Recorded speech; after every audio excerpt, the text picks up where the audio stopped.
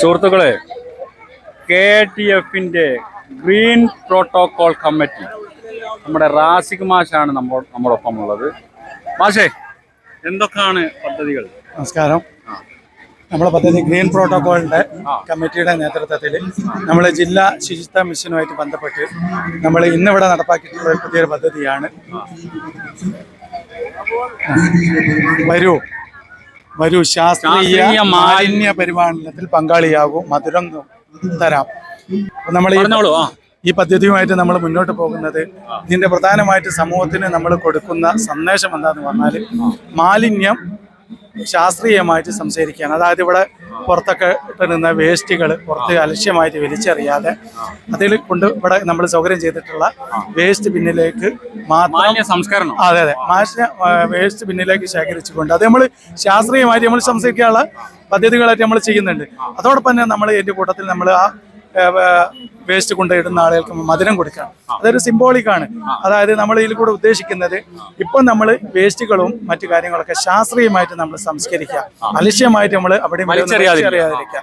അതിലൂടെ നമ്മൾ ഭാവി തലമുറക്ക് നമ്മൾ മനുഷ്യർക്കും അതേപോലെ തന്നെ പ്രകൃതി ജീവജാലങ്ങൾക്കും ഒക്കെ ഭാവിയിൽ മധുരമായി ജീവിക്കാനുള്ള ഒരു സന്ദേശം. അതാണ് ഈ ഒരു പദ്ധതിയിലൂടെ നമ്മളിവിടെ സമൂഹത്തിന് കൊടുക്കുന്നത്. ഈ പദ്ധതി നമ്മൾ ജില്ലാ ശുചിത്വ മിഷനുമായി ചേർന്നിട്ടാണ് നമ്മൾ ഈ ഒരു പദ്ധതിയുമായിട്ട് നമ്മൾ മുന്നോട്ട് പോകുന്നത്.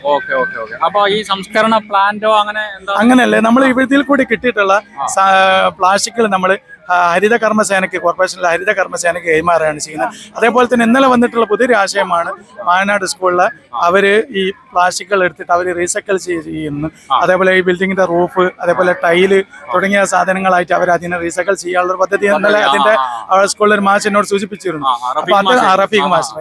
അപ്പോൾ ആ രീതിയിൽ എങ്ങനെ വേണമെന്നുള്ളത് നമ്മൾ ഗ്രീൻ പ്രോട്ടോകോൾ കമ്മിറ്റിയുമായിട്ട് കൂടി ആലോചിച്ചിട്ട് എങ്ങനെ വേണമെന്നുള്ളത് നമ്മളത് പിന്നീട് നമ്മൾ തീരുമാനിക്കും. ഏതായിരുന്നാലും ഇപ്പോൾ നമ്മൾ പ്ലാസ്റ്റിക്കുകൾ നമ്മൾ സ്വരൂപിച്ചുകൊണ്ട് അത് ഭദ്രമായിട്ട് നമ്മൾ സ്കൂളുകൾ കേന്ദ്രീകരിച്ചാണ് തുടക്കം. അതെ, നമ്മളിപ്പോൾ ചെയ്യുന്നത് നമ്മൾ കലോത്സവം നടക്കുന്ന 20 വേദികളിലും കഴിഞ്ഞ ദിവസം നമ്മൾ ആദ്യ കലോത്സവത്തിന്റെ ഫസ്റ്റ് ദിവസം നമ്മൾ പ്രകൃതിക്ക് അനുയോജ്യമായ രീതിയിലുള്ള പഴയ കാലത്ത് നമ്മൾ വല്ലമടയൽ മത്സരം നമ്മൾ നടത്തിയിരുന്നു. അത് വൻ വിജയമായിരുന്നു. അതിൽ കൂടെ ഒരുപാട് വല്ലങ്ങൾ നമ്മൾ നിർമ്മിച്ചെടുത്തിട്ടുണ്ട്. അത് ഈ കലോത്സവം നടക്കുന്ന 20 വേദികളിൽ നമ്മൾ ഈ വല്ലങ്ങൾ നമ്മൾ വെച്ചിട്ടുണ്ട്. ജൂനിയർ റെഡ് ക്രോസിന്റെ കുട്ടികൾ അതിൽ ഓരോ വിദ്യാലയത്തിലെയും ജൂനിയർ റെഡ് ക്രോസിന്റെ കുട്ടികൾ അവിടെ ഉള്ള വേസ്റ്റുകൾ പ്ലാസ്റ്റിക്കുകൾ സ്വരൂപിക്കുന്നുണ്ട്. അവർക്ക് ആ പ്ലാസ്റ്റിക്കുകൾ ശേഖരിക്കാൻ വേണ്ടി ഇന്നലെ മാതൃഭൂമി സീഡുമായിട്ട് നമ്മൾ സംബന്ധിച്ചുകൊണ്ട് അവർ ചാക്കുകളൊക്കെ നമുക്ക് തന്നിട്ടുണ്ട്. ആ ചാക്കുകൾ നമ്മൾ ഭദ്രമായിട്ട് അത് കെട്ടിവെക്കും. അതിനുശേഷം ഈ പറയപ്പെട്ട ഏതെങ്കിലും ഒരു ഏജൻസിക്ക് നമ്മൾ കൊടുക്കാനാണ് നമ്മൾ തീരുമാനിച്ചിട്ടുള്ളത്. ഓക്കെ, വളരെ നല്ല കാര്യം. ഇതാ പഴയകാല സ്മരണകൾ ഉണർത്തി മിഠായി. എന്താണ് മിഠായി? വിൽപ്പനക്കുള്ളതാണോ?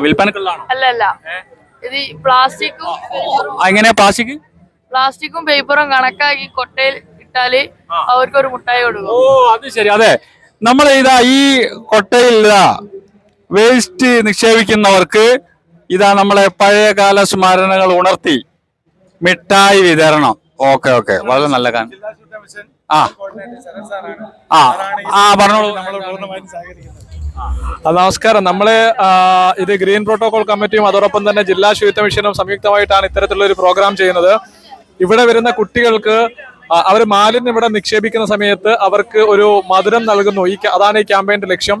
പ്രധാനമായിട്ടും ഈ മാലിന്യ പരിപാലനത്തിന്റെ ഒക്കെ ഏറ്റവും പ്രധാനപ്പെട്ട ഘടകം എന്ന് പറയുന്നത് നമ്മുടെ മനോഭാവത്തിലുള്ള മാറ്റമാണ്. അപ്പം മനോഭാവ മാറ്റത്തിൽ ഏറ്റവും പ്രധാനം എന്ന് പറയുന്നത് കുട്ടികളാണ്. കുട്ടികളിൽ തന്നെ മനോഭാവ മാറ്റം ഉണ്ടാവുകയാണെങ്കിലാണ് ഇത്തരത്തിലുള്ള ക്യാമ്പയിനൊക്കെ വിജയിക്കത്തുള്ളൂ, അല്ലെങ്കിൽ ഇത്തരത്തിലുള്ള പ്രോഗ്രാമൊക്കെ നമുക്ക് മുന്നോട്ട് പോകാൻ വേണ്ടി പറ്റത്തുള്ളൂ. അപ്പോൾ ഏറ്റവും ചെറിയ കാലത്ത് ഇതുപോലെയുള്ള കലോത്സവ വേദികളിലേക്ക് എത്തുന്ന ചെറിയ കുട്ടികൾക്ക് മാലിന്യം തരുമ്പോൾ ഞങ്ങൾ മധുരം തരാം എന്നുള്ള ഒരു മെസ്സേജ് അവർക്ക് കൊടുക്കുകയാണ്. അങ്ങനെ സ്വാഭാവികമായും മാലിന്യം ഇവിടെ നിക്ഷേപിക്കുമ്പോൾ അവർക്കൊരു മധുരം കിട്ടുന്നു. അതൊരു പോസിറ്റീവ് അനുഭവമാണ്. പിന്നീട് ജീവിതത്തിൽ അങ്ങോട്ട് ഈ ഒരു ഓർമ്മ, അതല്ലെങ്കിൽ ഭാവിയിൽ അങ്ങോട്ട് പ്ലാസ്റ്റിക്കും അതുപോലെയുള്ള മാലിന്യങ്ങളും നല്ല രീതിയിൽ കൈകാര്യം ചെയ്യുമ്പോൾ ജീവിതത്തിൽ അവർക്ക് മധുരം ലഭിക്കും. അവരുടെ ചുറ്റുവട്ടത്തിലുള്ള ഭൂമിയിലുള്ള സർവ്വചരാചരങ്ങൾക്കും മധുരവും സുഖവും ഒക്കെ ലഭിക്കും എന്നുള്ള ഒരു മെസ്സേജ് അവർക്ക് കൊടുക്കുക എന്നുള്ളതാണ് ഈ ക്യാമ്പയിന്റെ പ്രധാനപ്പെട്ട ലക്ഷ്യം.